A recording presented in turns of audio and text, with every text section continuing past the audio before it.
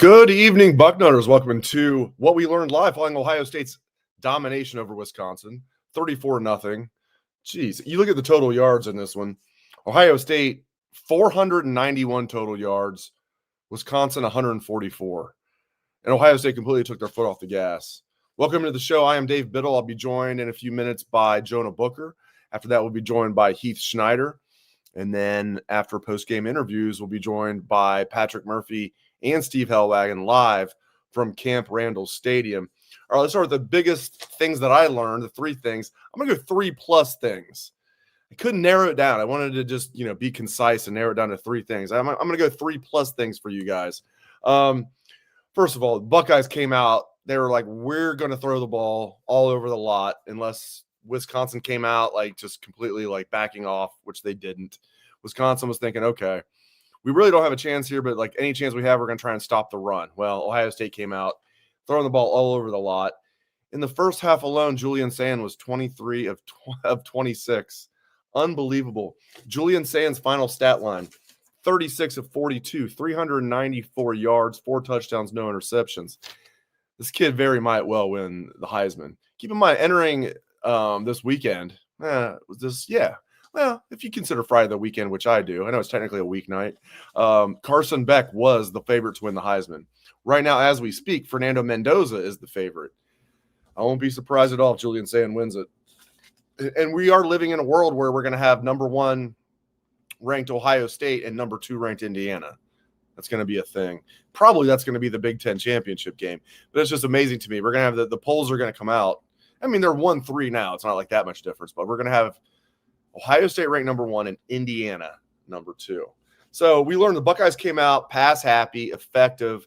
They just knew that they could carve this Indiana secondary up, we'll see.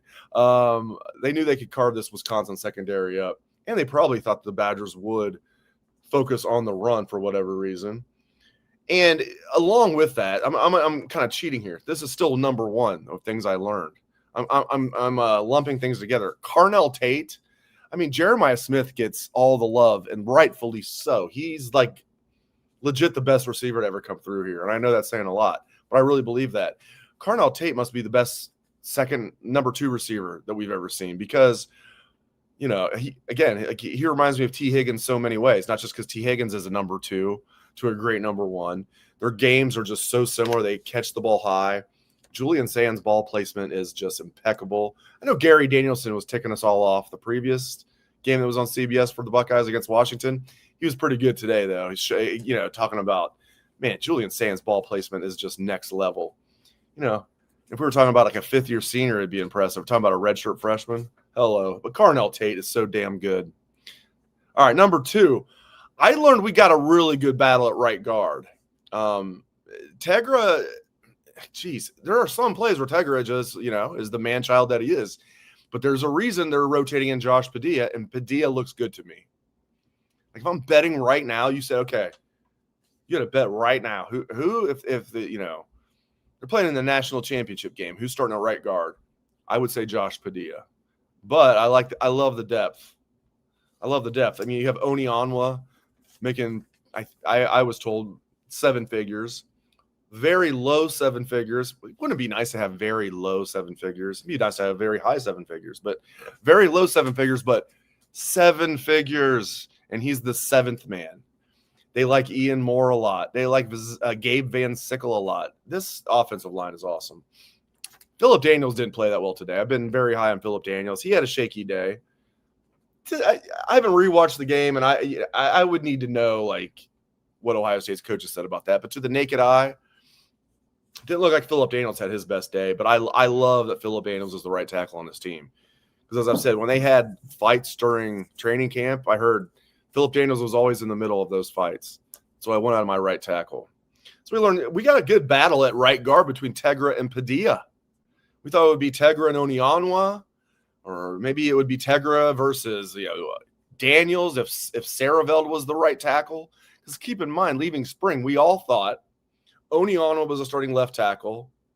Saraveld was a starting right tackle. Daniels would battle him for the right tackle job, maybe could move inside. And Tegra, it hasn't worked out that way.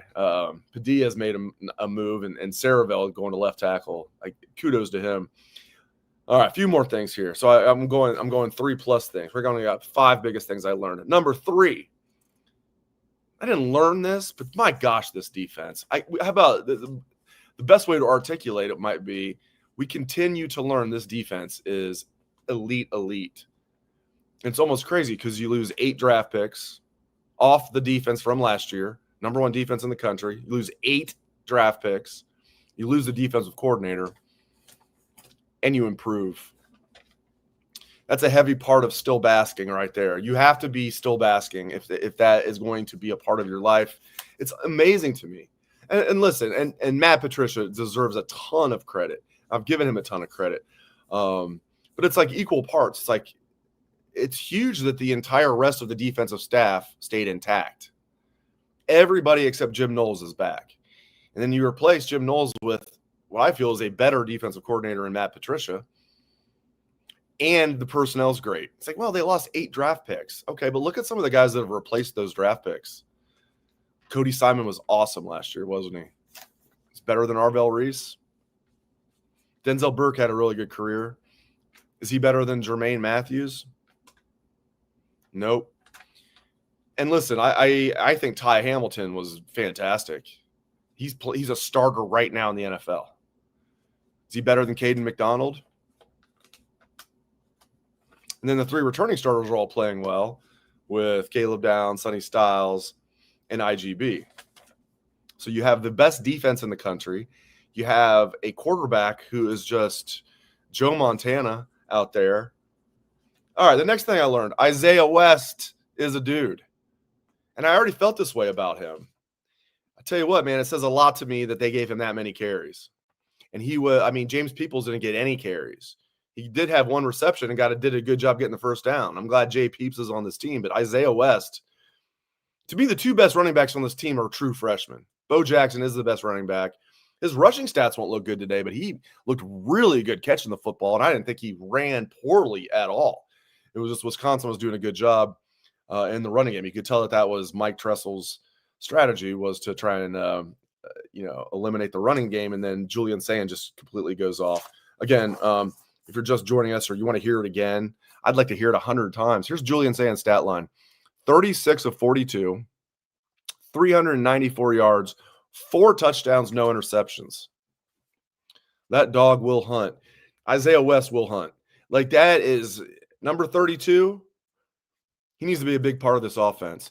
Even when CJ Donaldson gets like decent yards, the first time he gets touched, he's going down. Like, legitimately touched. Not if he's like brushed. I'm just not seeing him break any tackles, man. But Isaiah West. So I think it needs to be Bo Jackson, Isaiah West. Unless there's something I don't know about, like pass pro or, ball security. These are things that only the coaches know. So, yeah. And then the last thing, I mentioned this earlier, but I'm going to say this is my 5th thing that I learned. A total yardage battle of 491 to 144 against like a really bad FCS team sounds about right, even for the number 1 team in the nation. To do that at Wisconsin, I know Wisconsin's fallen off a cliff. I know. That's still ridiculous. And that was with Ohio State taking their foot off the gas. 491 total yards for the Buckeyes, 144 for the Badgers. And Wisconsin's best play was that I don't even think they were trying to do a fake punt. I think that it was like a bad snap, and then the dude realized, I could just run. And then I tell you what, I feel bad for Leroy Roker. As you guys know, when they have films, oh my gosh, they're going to be clowning him so bad that the punter juked him on that. Because it would have been Ohio State ball, like inside the 20. And you had the punter. Was it the backup punter, no less, juking Roker? His teammates are not going to let him live that down, but hopefully he's got a good sense of humor because it's all good. It is all good. A few more things. We're going to bring in Jonah Booker pretty soon. We're going to hear from Heath Schneider. We're going to hear from Patrick Murphy and Steve Helwagen. Another thing I learned, how about them coming out with the 4-3 defense? Peyton Pierce getting his start. And they would have Pierce out there and only Arvell Reese or Sonny Styles, but a lot of times they would have 3 linebackers out there. Liked it. Not a surprise. Knew Patricia would do that. Kind of figured he would do that. But it was, and Peyton Pierce is just so damn good. Like if they didn't have like the best linebacking tandem that I've seen at Ohio State since maybe 85 with Chris Spielman and Pepper Johnson, we'd be talking more about Peyton Pierce because we'd be playing a lot more. They do have those freaks with Sonny Styles and Arvell Reese. Arvell Reese about killed that quarterback early in the game. That was one of those the hits where you're like, oh, geez, is the ambulance going to need to come on the field? Like that, quarterback's tough to get up off that. I do feel bad for Luke. Every year he brings in a so-so quarterback from the portal. Billy Edwards Jr. this year is a perfect example. It's like he wasn't a good get in the portal. I was thinking, okay, he was okay at Maryland, but like still, that was the guy they paid. That was the guy they brought in. He gets hurt. It's like just like Luke's first year, they brought in that Mordecai kid. He got hurt. Last year, Van Dyke, he got hurt. So they're not bringing in good quarterbacks, but like even the mediocre quarterbacks they're bringing in are getting hurt. So they have to turn to worse quarterbacks. It's a mess up there, man. I don't know what they're going to do. Georgia just beat Ole Miss. Not a surprise at all.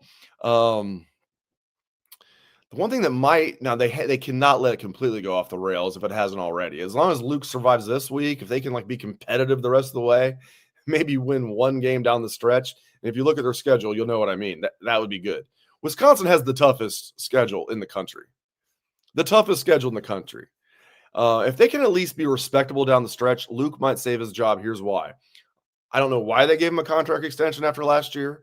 Keep in mind, last year was his second year, and that's pretty bad. They gave him a contract extension, probably because of recruiting. But like now with the transfer portal, is that even that important to do that? So they gave him a contract extension, in my opinion, for no reason. Now, a $26 million buyout is what they would owe him, which is a ton of money. But you look, and then people might be like, that's nothing. I mean, James Franklin's got twice that much. Jimbo Fisher got 3 times that much. I know. That's still a lot of money, though. Let's be clear. $26 million is a ton of money. So Wisconsin started out the season with Miami of Ohio, who's one of the better teams in the MAC. They're undefeated in the MAC so far. They won that game. Then they beat Middle Tennessee. Those are their 2 wins. 17-0 over Miami, 42-10 over Tennessee. And check this out. Here's the rest of their schedule. At Alabama, lost that game 38-14. Versus Maryland, a game they were heavily favored in and got smoked at home, 27-10. At Michigan, they actually hung in there pretty well at the Big House. 24-10 they lost. Home against Iowa last week, 37-0. Home against Ohio State this week, 34-0. It's a daunting schedule. I'm not done yet. Their next game, at Oregon. Then Washington and Madison. At Indiana. Illinois at home. At Minnesota. That is by far the toughest schedule of college football right there. It's another thing we learned. You know what else we learned? We are blessed to be joined by Jonah Booker. Good to see you, my friend. Hey, how are you? Good win today. Good. It was a good win, man. It was a really good win. 34-0. Heck yeah. So, yeah, I mean, I know people are thinking like, I've heard like some negativity about the running game. I get that, but I think Ohio State came in here with 0 Fs about that. They were going to throw the ball all over the lot. Look at Julian Sayin's final stat line, JBook, 36-42, 394 yards, 4 touchdowns, no interceptions, and his ball placement is just pristine. Carnell Tate and the guys. Oh, man. Your general thoughts on this win, my friend? This offense clearly operates much better whenever they are allowing Julian Sayin to throw the ball down the field. Once you see him getting those wide receivers involved, it was a totally different offense. I understand the concerns as well with the run game. I don't know what they're going to do with Tegra, Dave. I mean, it continues to be an issue. I thought that when Josh Padilla was in there, that they actually looked more functioning as far as the offensive line. Phillip Daniels probably had his worst game of the season. But, hey, good win. Defense played. They did what they needed to do. I know I think Wisconsin's Vegas total was like 6.5 points over under or something like that. So they were able to hold them under, and I think Ohio State's point total was like 33.5 or 34 points or something like that. So they went over Cover the spread once again. I mean, when you look at this Ohio State team, Dave, ever since Michigan of last year, they have been 10-0-1 covering the spread. They are a ATM if you are back in Ohio State right now. And the one, well, you could go, I think it's just 10-1. Well, I guess it depends on the sports book because they were favored by 28.5, I think, at kickoff against your Ohio University Bobcats, and they won that game by 28. So yeah, so they're 10-1 against the spread the last 11 games, and the one game that they didn't cover, they missed by a half a point. Unbelievable, unbelievable. Isaiah West, I like number 32. You and I have talked about this on the Buckeyes Morning Five. I know you like him.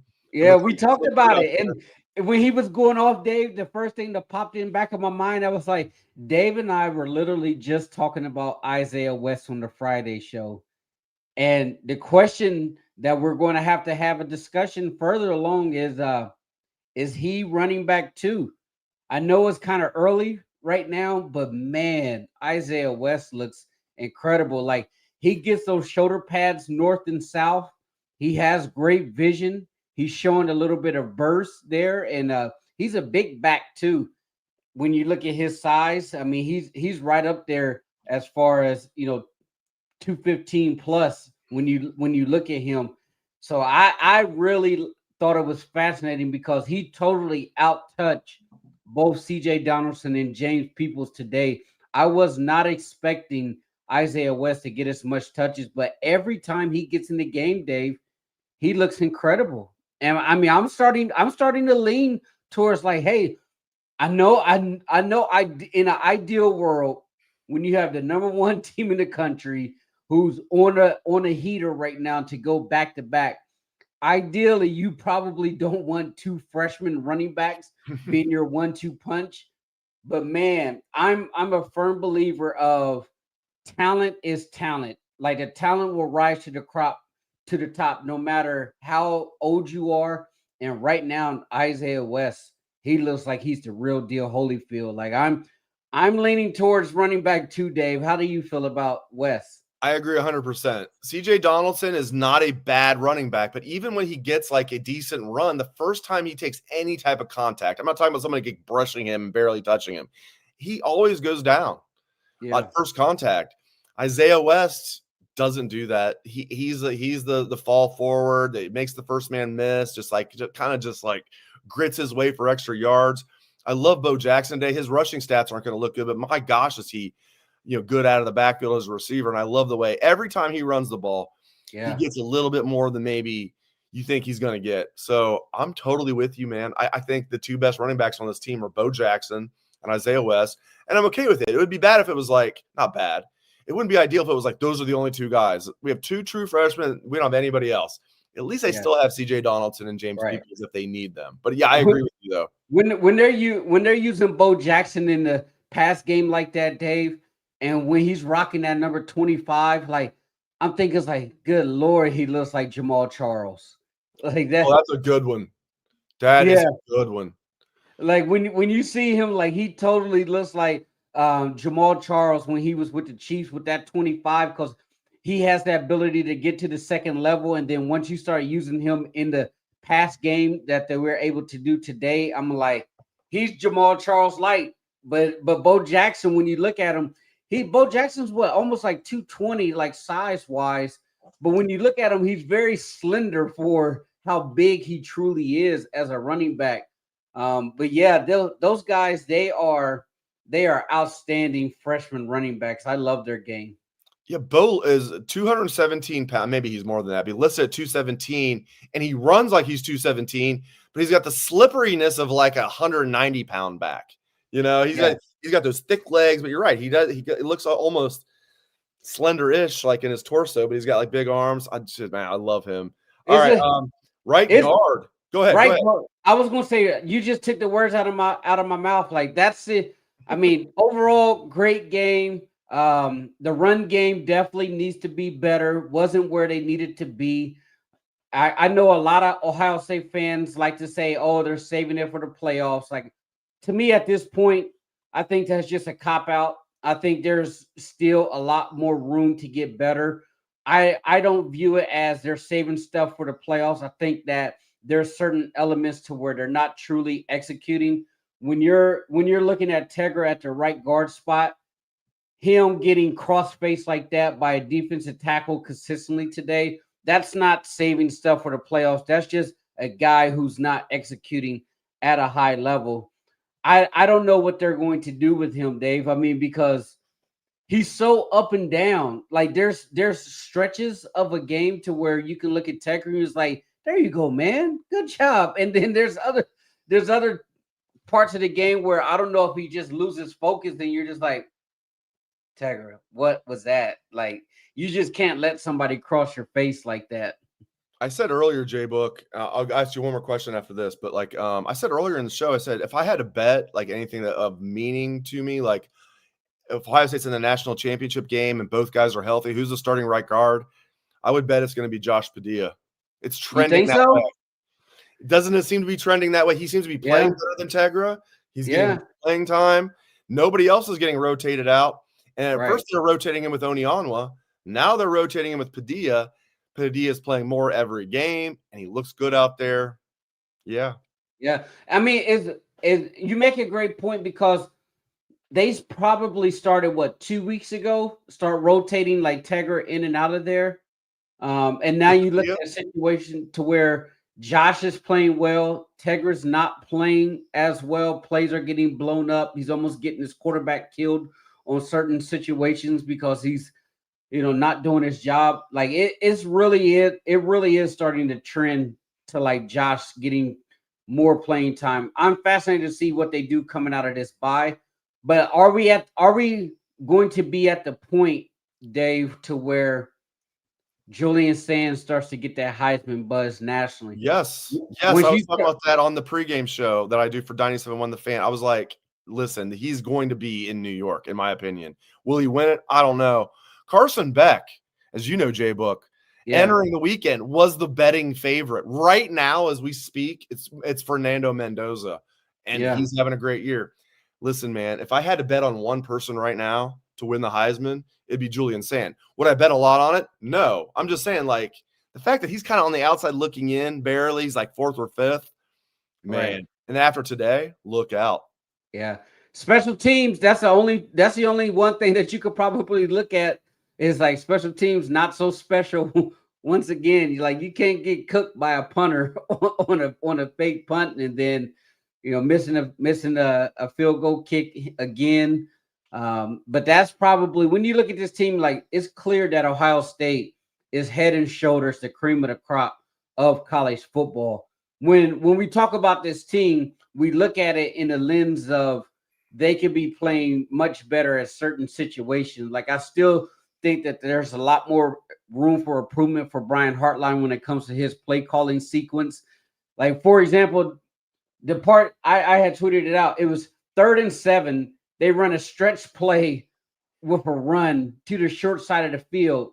They end up calling like a illegal formation on the offense and made it 3rd and long, but that play got blown up. And I'm just thinking, I was like, brother, you got two $50 million wide receivers on the outside who are going to be first-round picks. It is 3rd and long. Why are we running a stretch to the boundary on the short side of the field? Like, it's just a waste of play. And those are like the moments where you watching, it's like, did he just like panic?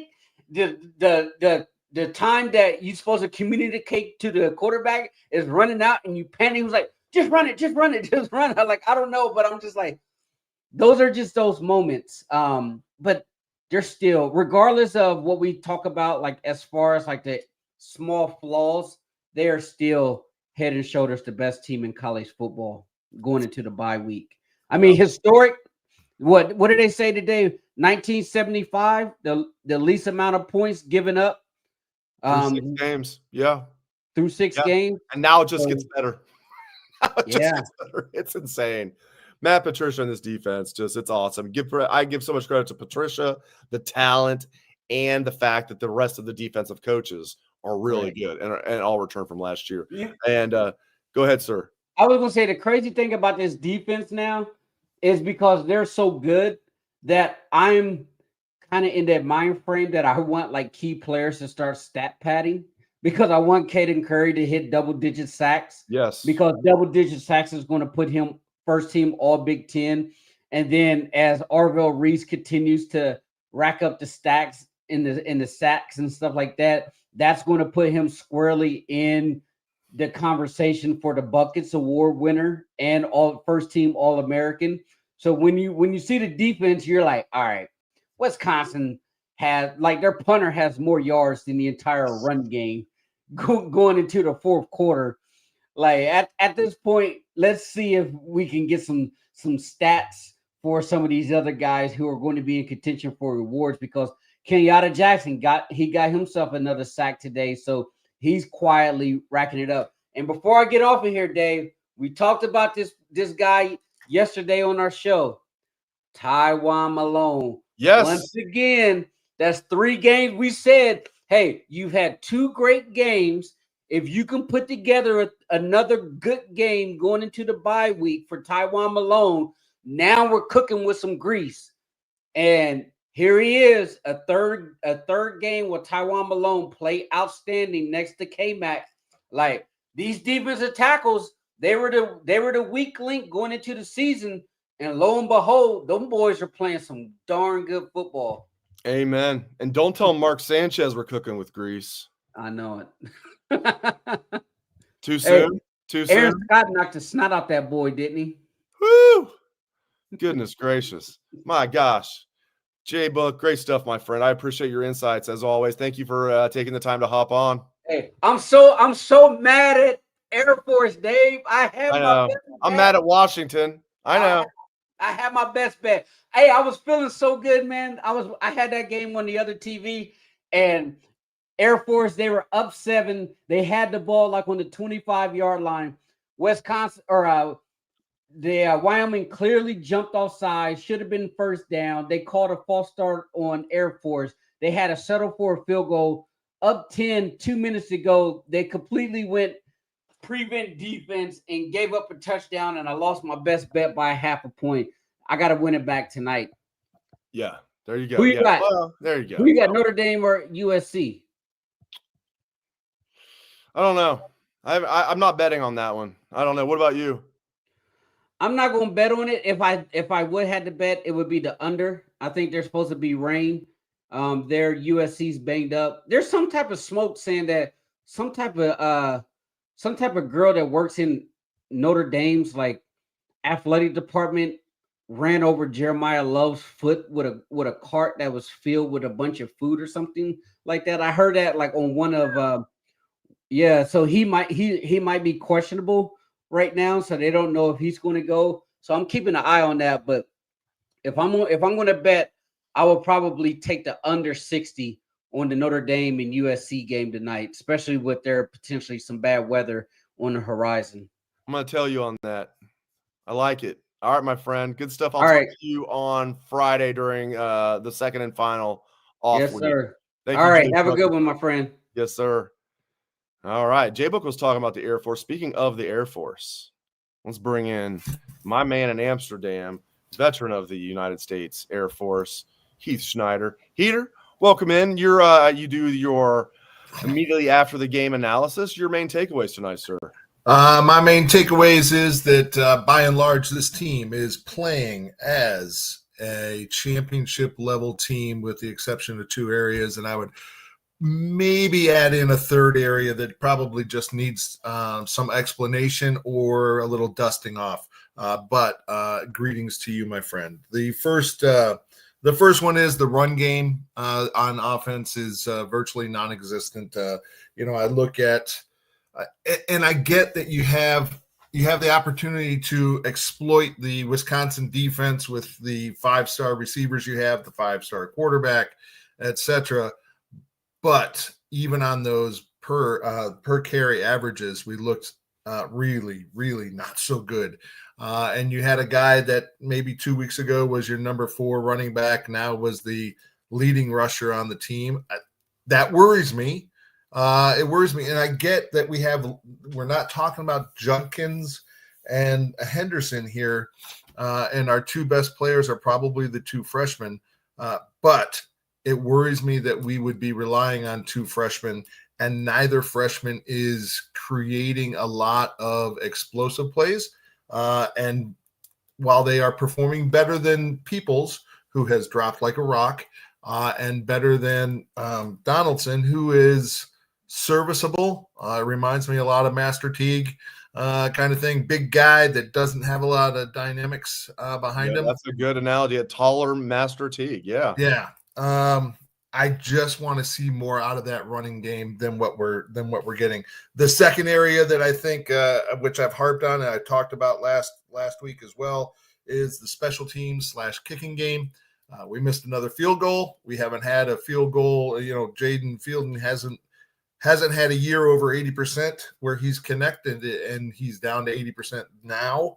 And of course, we gave up the 4th and 19. 4th and 19. What are you going to do? I mean, you're up by 30 at that point. And okay, we blew it. But the last piece is, I would say, some play calling issues on Brian Hartline. There were a couple of times where I was left scratching my head when we had the 3rd and long and we decided to hand it off. It was, I think JBook might have mentioned it was I think covered up by a false start, which gave us another chance. Is that right? That sounds right to me. Yeah. Yep. Yeah. And so those were the 3 areas that I would sit there and just kind of scratch my head and say, Brian, what were you doing? Can we get some kicking help? And please, somebody stand up and give me a dynamic running game. Please, please, please. Other than that, Julian Sayin came in at about almost 79% completion rate and went up from there. and I would throw in, when you look at a couple of the things that he is doing, he completed balls to 10 different receivers. That's the stuff that CJ Stroud used to do. He used to spread that ball around to everybody. And it would be, I would find it difficult in a given game in the season where you would see him less than 7 or 8 receivers that he was hitting. And if you're doing stuff like CJ Stroud, you're doing it right. CJ Stroud was a winner here, and it's clear that Julian Sayin is as well. I'm with you in thinking that he's going to be in New York, certainly if he keeps up on this pace. And if he has a couple of moments, then a couple of those Heisman moments, then he might be a little bit more than just in New York. And he moves well in the pocket. He does. And we're now even seeing them mix in. There was one called quarterback run, and that's exactly what I want. I don't need a lot. And what happened there? He faked it to the running back. The guy comes in, just crashes into the running back. There's no way Sayin's keeping it. 8 easy yards. Yep. 8 easy yards. Next play, Isaiah West, bam, they're on the goal step or the doorstep for a touchdown. And it's not just the time where he had the call quarterback run heater when he had 8 yards. There was a play where it looked like he was going to get sacked. He got 1 yard. Mm-hmm. That was a good play. Instead of losing 3 yards, you pick up a yard. That's a 4-yard gain in my book. Realistically, I everything about him, because running is the last thing we need him to do, but he has to do it a little bit. Mm-hmm. He's even competent at that, and he's the most accurate quarterback I think I've ever seen. I go back to what we heard about at the beginning of the year, which was, and we saw a little in the spring game, is when he gets pressure, that he gets a little skittish. I've talked about it. You've talked about it with me. I've heard you talk about it to other people in the post-game podcast and on your on the Morning Five. He does not get skittish. He in no way gets skittish. He stays California cool, and he is moving enough. He's actually much more mobile than I thought he was. Some of those rollouts today, and more nimble, where somebody swiped at his leg and he just high stepped out of it. Another quarterback may have gone down. I don't think he's the second coming of Cam Newton here, but he is definitely much more mobile than I would have anticipated or than I even thought 3 weeks ago. And I think that's going to be huge as you see him starting to be able to have those reins pulled off of him, and he can do more and more in the offense, and they're letting him do more and more. All of that stuff that goes on tape will create doubt into the defender, even if it's a nanosecond. That's just enough to get those 8 yards when he thinks it's going to a running back, and instead he holds on to it.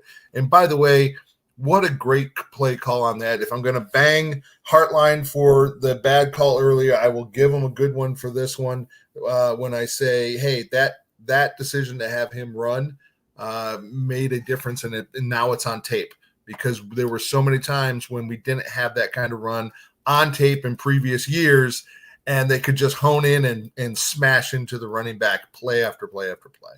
Yeah, getting like 8 yards like that. Yeah. Not even cheap yards. Like 8 yards on first down is absolutely huge. Then you can take a chance on second down, or if you're winning, you can just get the first down, or it's getting 8 yards on first down. I know I'm not breaking news here to anybody who knows anything about football. That is absolutely huge. What also is huge is this defense, Heater. And I know Wisconsin is one of the worst offenses in the country. We know that. But my gosh, this defense. And how about Matt Patricia? Like every coach talks about how I adjust my scheme to the strength of my players. I adjust my scheme to the strength of my players. Some do it more than others. Matt Patricia walks the walk. Today, Peyton Pierce started. They went with 3 linebackers out there starting. Peyton Pierce is he's so good. He's going to be a stud here. He's got 2 others. He's got 2 freaks ahead of him, but he got the start today. I just love everything about Matt Patricia and this defense. As I was saying earlier in the show, it's almost surreal, Heater. You lose 8 draft picks off just the defense. Not just 8 starters, 8 draft picks. Mm-hmm. You lose your defensive coordinator. Just put that on paper. Think about that for a second.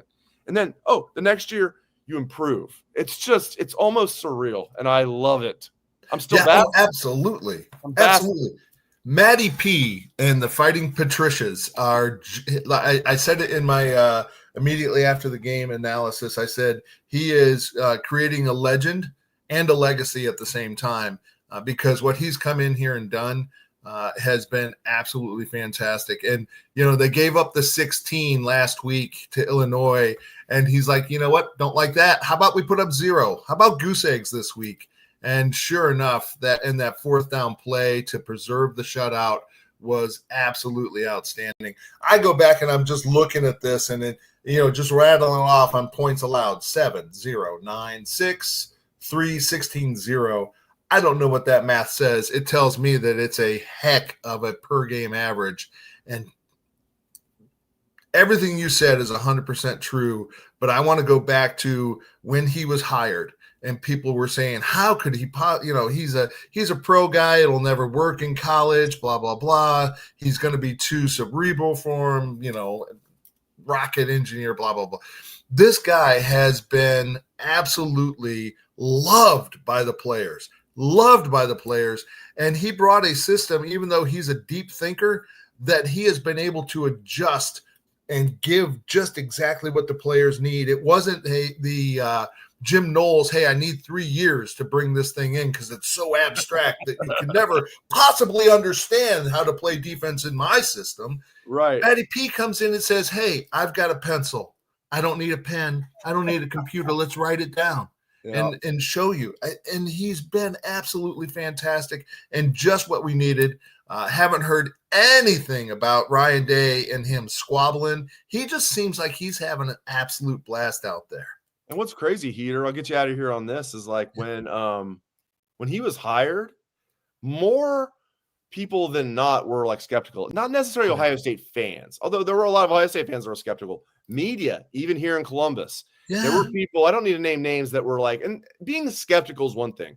There were people here in Columbus that were flat out saying, going out of their way to say what a terrible hire it was. Yeah. I haven't heard any of those people like admit how wrong they were, but like it's crazy how people were like, oh, this is a bad hire. Talking about like his Detroit Lions tenure as head coach. It's like, okay, so Urban Meyer was a bad coach in college because he didn't do well with the Jaguars as a head coach. No, how about Steve Spurrier in the NFL? How about Nick Saban in the NFL?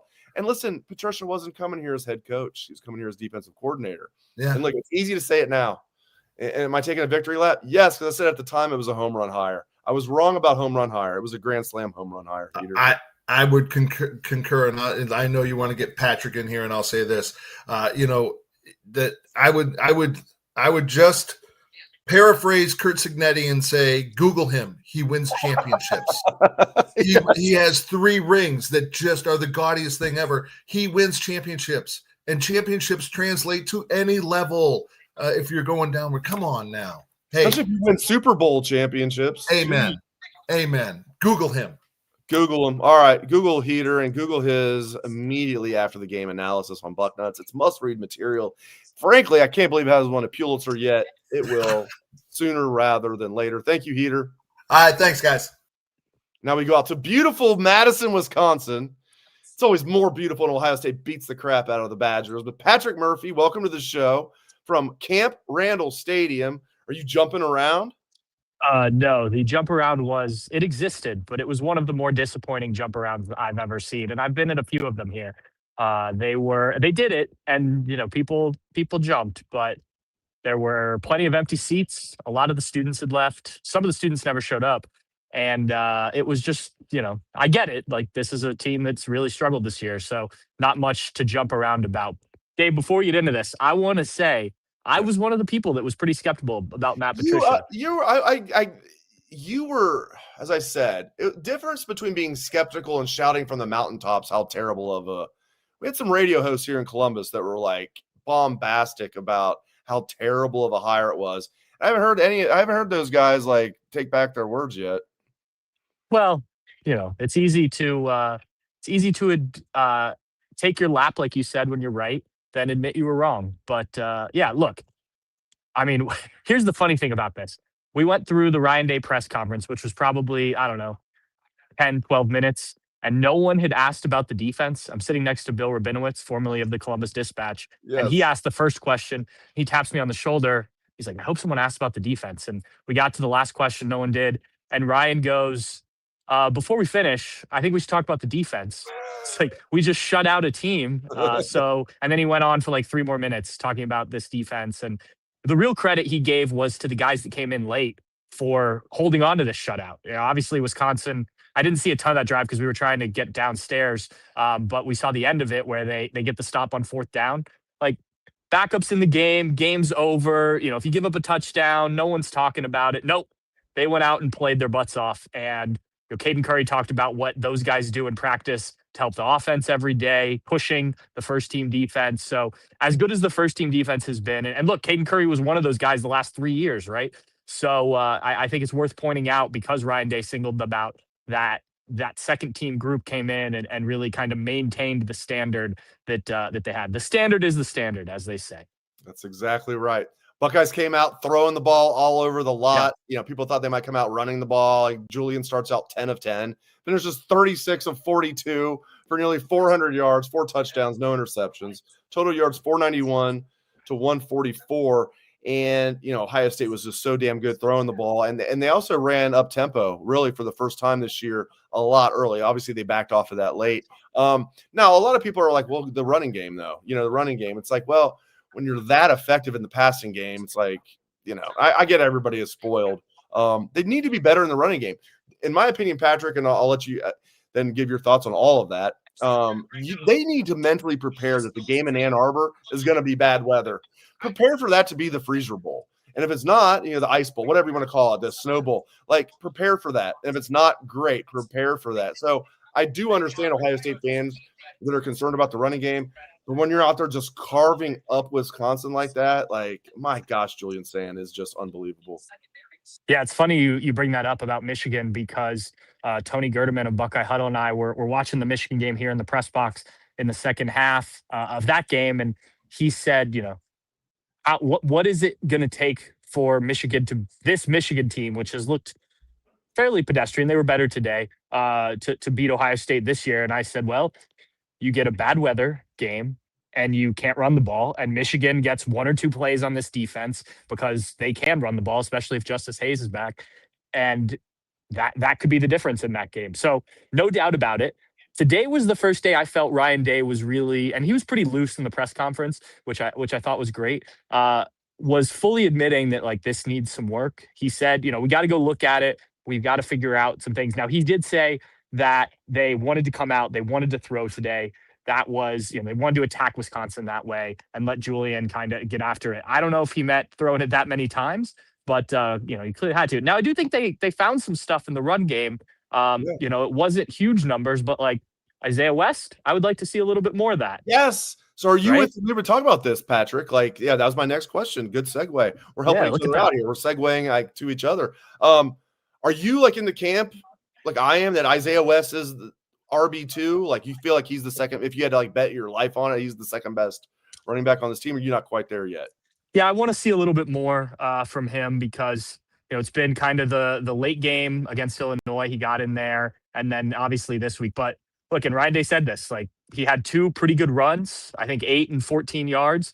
He's like, he made a guy miss in the hole, which he didn't say this. These are my words, but the other guys aren't really doing. Bo Jackson, probably the best of them, but still sometimes he's getting stuffed in there. So, would I have expected here over halfway through the season that we might have a conversation that the two of the freshmen, I should say, are the best running backs on this team? No. And look, I think when CJ Donaldson is used correctly, I think he can still be decently effective.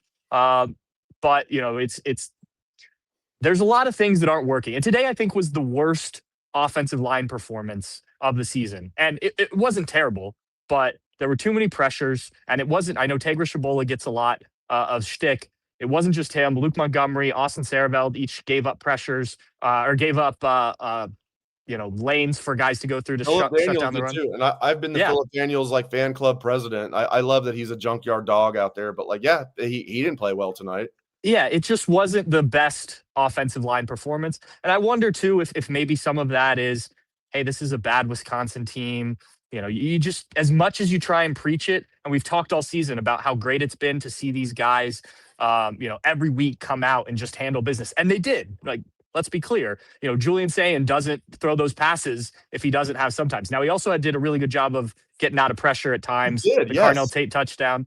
But I do wonder if maybe it was just a little bit of complacency, because I do think they've been really good as a unit throughout this season. So not their best performance today, and I think that affected the run game. The good thing is you got a week now to really dive into what do we need to do to get this going, because it may not just be the Michigan game. I mean, there's a decent amount of these Big Ten games coming up that could be bad weather, and we know it better than anybody in the Midwest. Things can turn real quickly. It could be 70 one day, and then all of a sudden by the weekend you're playing in 23 degrees. And let's remember Julian Sayin, Southern California. I know he practiced last year. He was part of this, but I'm not saying you can't do it. I'm just saying we haven't seen it. So they're going to have to run the ball at some point. No doubt about it. We're going to bring Steve Helwagen in next. Any parting thoughts before we bring in the wagon? Yeah. I know people who are watching this love Luke Fickell, and it's just sad to see kind of what's happening. Multiple times here, there were fire Fickell chants, and I get it. Look, it's bad. It's been bad. We'll see what happens, but it's just sad to see because, obviously he did so well. You and I talked about this earlier in the week, did so well at Cincinnati. I thought this was a good move for him. And, maybe if they give him more time, it still can be. But, just as a Buckeye, it's hard to watch, Luke Fickell kind of go through this. And, it didn't get any easier today with the number one team coming in and the way they played. So I think we covered most of the other stuff, but just wanted to bring that up. Thank you so much, Patrick. I appreciate it, my friend. Get back to work. And thank you for your time. Yeah, go ahead. Oh, and go Crew. We need them to get a win tonight. Go Crew. It's 1-1 in the middle of the first half. And that's in here in Columbus. Yes, it is. This is exactly here why I need to finish up the show quickly so I can get over there. All right. Thank you, Patrick. Appreciate it. All right. See you, Dave. All right. Thanks, man. All right. Patrick Murphy.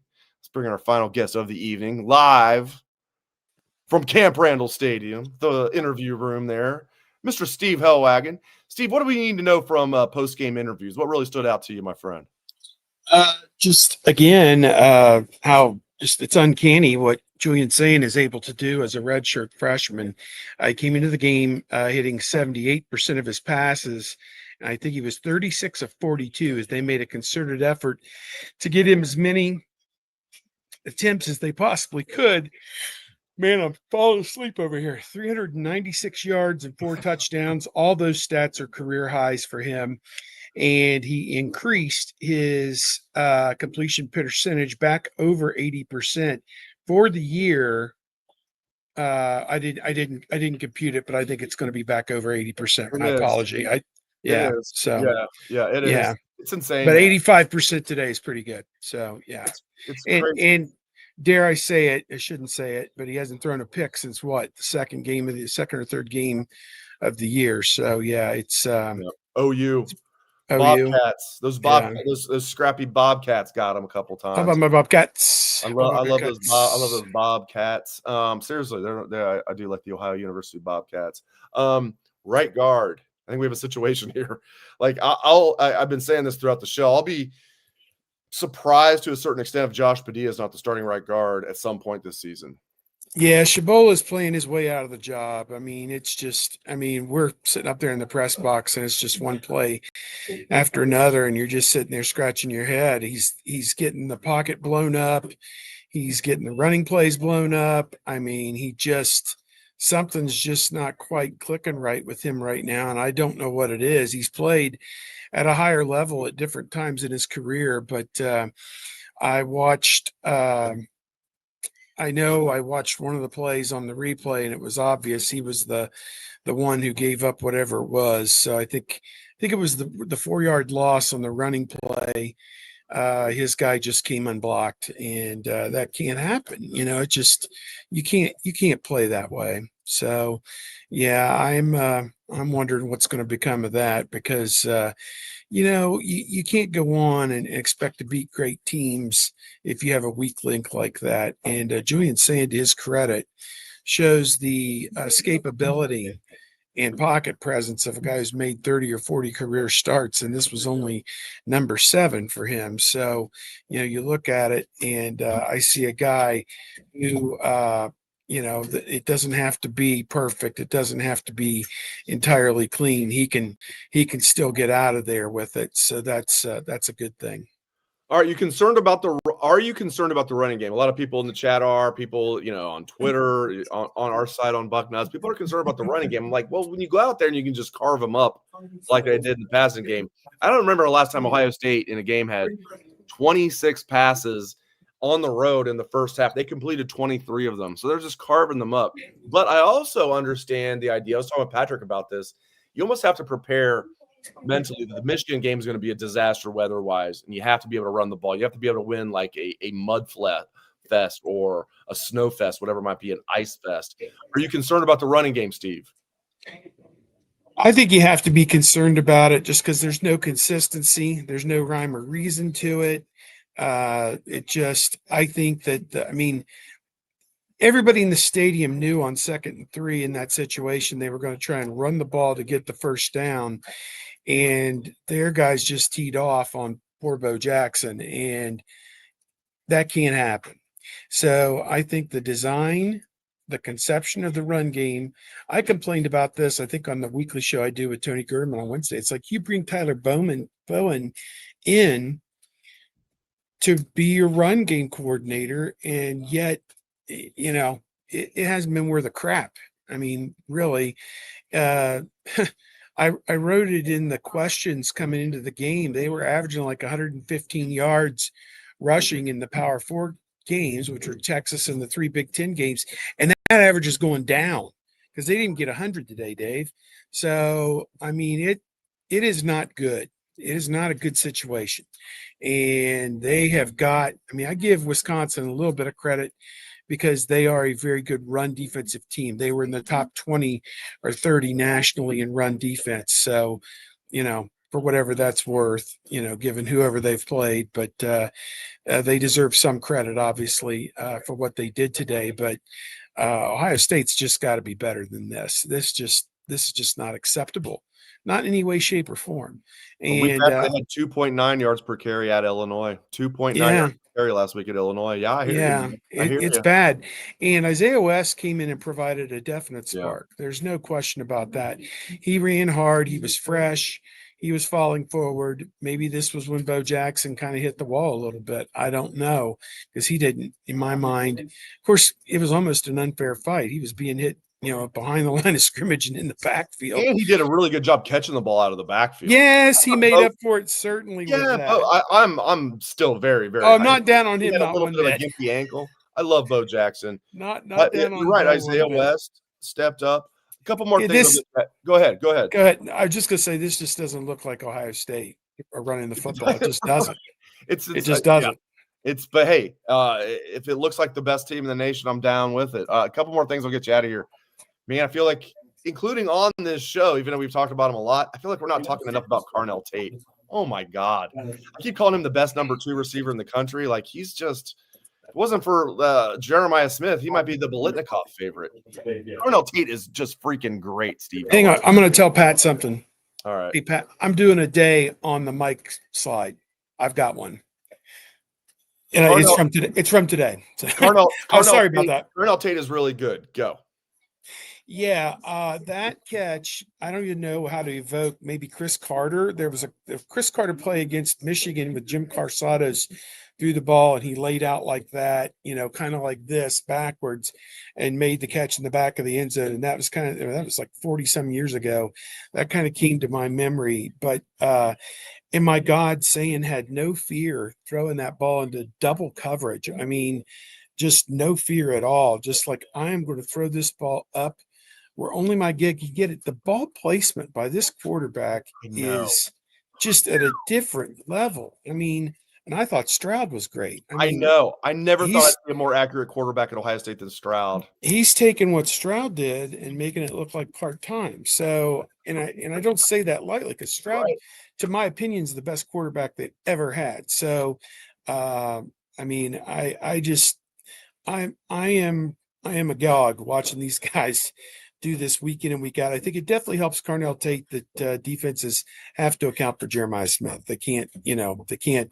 But when they find one-on-one coverage, like they isolated Tate on the second touchdown at the bottom of the screen, as you would look at it, and he threw a great back shoulder pass there where only his guy could get it, and it had a ton of zip on it.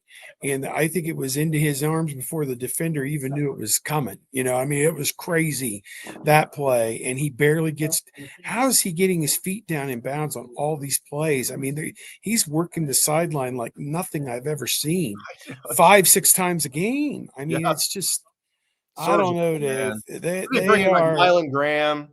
They're like, oh, he's out of bounds. No, he's not. Quincy Porter. It's insane. I missed the Quincy Porter play. Did he catch a short pass and then turn and go for like 20 yards or something? Is that what happened? That is what he did. Yes. Okay. Yes. Well, good for him, man. They need to get Mylan Graham and Quincy Porter 2 or 3 touches a week. They could run the end around with those guys. They could do anything they want to do with those guys to get them some touches. They're going to need those guys sooner rather than later. And I think that the rest of this season, I mean, let's look at who they still have to play. Penn State, we don't, how are they going to do with the backup quarterback? We're going to know a lot more about that tonight after they play Iowa. It's going to be very difficult for Penn State to win with a backup quarterback. Local kid, too, from here. Iowa's defense, Olentangy. Yeah. And then it goes like at Purdue, Rutgers, UCLA, or UCLA, Rutgers at home, and then Michigan. So you will have some opportunities to play some of the backups, I think, in 3 of these next 4 or 5 games. But to me, it is it's really come together, I think, in a great way. Work on the run game this week, get everybody healthy, get everybody fresh. I mean, poor Wisconsin, my God, walking wounded. And I heard what Pat said. I echo what Pat said. There is a school of thought that the administration may give him one more year, despite all the chants and the boos.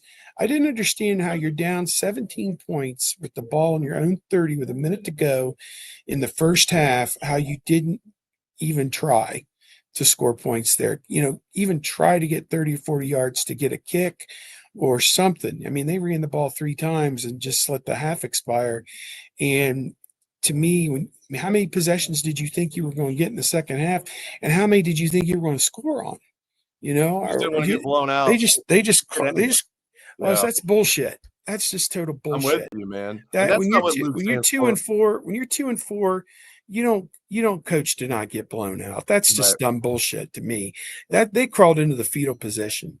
And I would be upset if I was a Wisconsin fan to see something stupid like that, because at least, I mean, if you go down trying, nobody can say anything.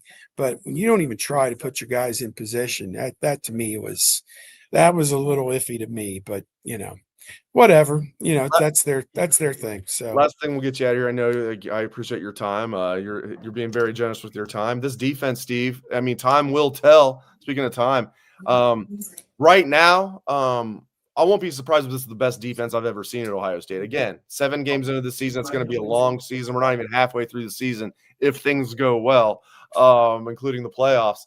But this might be the best defense I've seen. You look at the coaches, the personnel, what they're doing. This might be the best defense I've seen at Ohio State, my friend. They are definitely on a track for that, in my opinion. And it has been, I'm sure people on our message board are going to pick this thing apart, particularly with the run game and whatever else. I don't know what else they could possibly be upset about, but I'm sure that they will find it.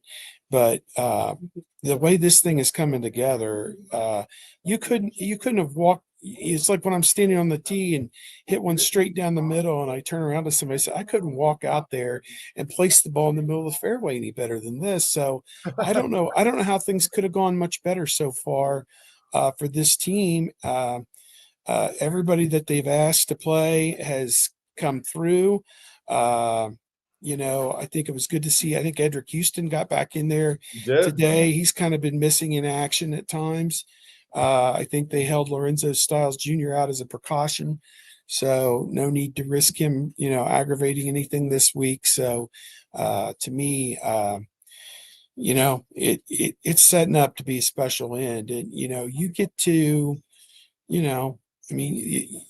Indiana won big again over Michigan State, and those two teams are on a collision course right now, the way it looks. In Indianapolis, no less. In Indianapolis, they'll burn the city down. It's going to be something. So I'm living in a world, Steve Helwagen, where Ohio State and Indiana are 1-2 in college football. Isn't that unbelievable? It really, just 1-3 was unbelievable. Yeah, it is. It's insane. Great stuff, my friend. This is just, we see last night, Miami just wasn't the least bit prepared for what Louisville was bringing to them, and that's what Ohio State has to guard against, that game where they just simply didn't bring it and didn't have it. And, with the accountability that they have in this program, I don't think we're going to see that anytime soon, but that, you watch these games each week, and I don't know if Texas Tech was able to come back and win today, but they were in a tough one. So, there are lessons all around the country. You just have to pay attention. Thank you, sir. I appreciate it. All right, bro. We will see you. I'm going to South Carolina for a few days. Have fun, man. Yeah. We'll hold it down for you while you're gone. And then it's basketball season next week, Ohio University. Then it's next Sunday. Still football season next week. And I guess it's somewhat basketball season too. It's always football season, but now basketball gets to join the party. All right, good stuff, my friend. All right, be good. All right, keep Patrick out of trouble. Oh, yeah, right. Mission impossible. I know. It's not hard to keep Patrick out. Patrick's a good guy. I like this. I like this joke here. A Luke Fickell team never scores on Ohio State. That's a joke not just about today. This is from a user on YouTube. That's also a joke about when Ohio State beat Cincinnati 42-0 in 2019. So now Luke Fickell's now lost to Ryan Day 42-0 and 34-0. And today would have been worse if Ryan Day didn't call the dogs off. I love this guy. He's going way back to 73. Wayne Willis says this defense reminds me of the 1973-74 defense. It's a little ahead of my time, but I like it. And I'm not one of these guys like, oh, well, it's a little ahead of my time, so I don't know anything that went on like then. No, I know about Ohio State teams before my time. 1968, the Super Softs. I know 1970 was not a real national championship. They finished 5th in the AP poll that year. It's a little embarrassing they claim a national championship. But I get it. You have all these other schools claiming like BS national championships. Ohio State's like, okay, we'll just claim 1970.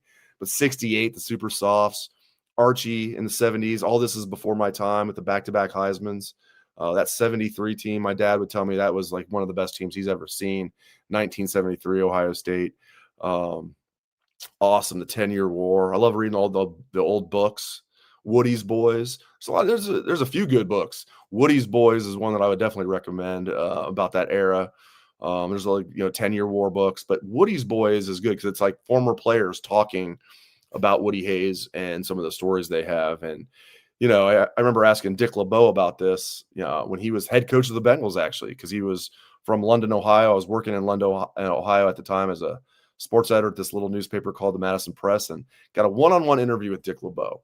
And I was asking about Woody Hayes. I'm like, give me some crazy stories about Woody Hayes. Like how, I was a young reporter. I was like, give me some, I know he's like kind of a quirky guy. Give me some like funny stories about him. And he looks at me, he goes, the number one thing about Woody Hayes you need to know is he was a man of integrity. He was a military veteran. He was a military historian, a historian of the United States. And he was just like basically saying, Woody Hayes, don't act like Woody Hayes was all about like shenanigans and like funny things. Like Woody Hayes at his core was like a military guy and a great guy. And yeah, some other, there were some other things that happened, as we all know, but Woody Hayes, great guy.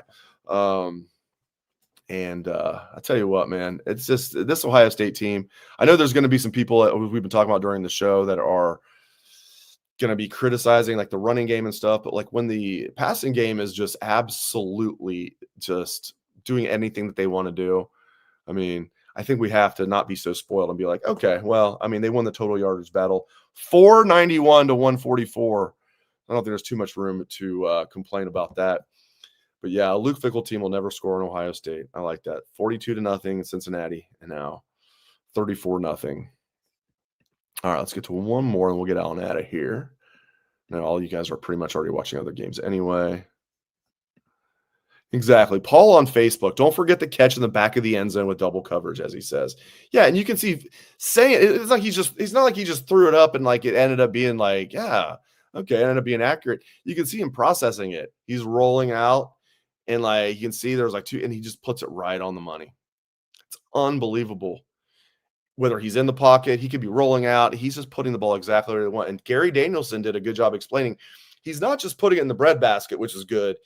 He's putting it right here, which is the receivers want it. They want it right here. Like it's easier to see it. Bam. This is what they're taught. And it's like every time. It's not like, every once in a while, or more often than not, he puts the ball on the money. It's like pretty much every time. Gosh, this team, goodness gracious. I love it. All right, we have our second idle week. What are we calling it? People don't like bye week. Like off week is like the slogan that people mostly use. Calling it an idle week, kind of like idle. Second idle week for the Buckeyes coming up next week. And then Penn State, which we all knew was going to be a huge game coming into the year. James Franklin, Drew Aller, and the guys coming here to oh, wait, no. James Franklin won't be here. Drew Aller won't be here. But Penn State will be here. So we'll see you in 2 weeks for the Penn State game. Of course, I will be with you on Monday for the Bucknuts Morning 5. Dan Rubin will actually join me on Wednesday. He's up at in New York seeing his son play college basketball. So Dan Rubin will not be on the Bucknuts Morning 5 on Monday, but he will join me on Wednesday. But I'll be with you on Monday on the Bucknuts Morning 5 with a guest to be determined. Speaking of guests, thank you to my guests for the show tonight. Love my guests.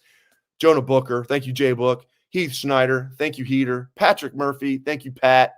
Steve Helwagen. Thank you, Wagon.